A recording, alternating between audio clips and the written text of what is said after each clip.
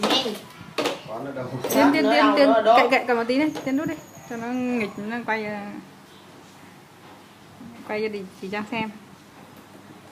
Rosa của mẹ là thừa năng lượng ấy, thế là hóa hết ấm mỹ lên. Hết Vô rồi. tùy kìa. Không chút nữa. Đâu, hết rồi. Này. Đi. Không cần nhìn đâu, không cần nhìn đâu.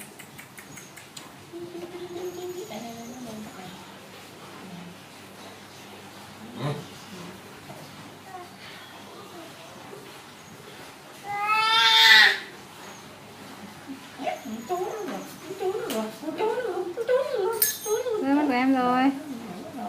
Rơi mất gấu của em rồi. Này, bỏ gấu vào. Rosa. Gấu này. Kệ em mà xin kệ em. Gấu của Rosa đâu Rosa? Gấu nó sao?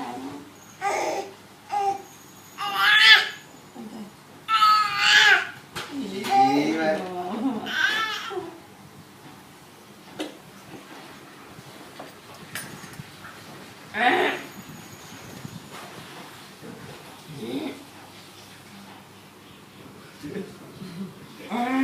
Con gấu này.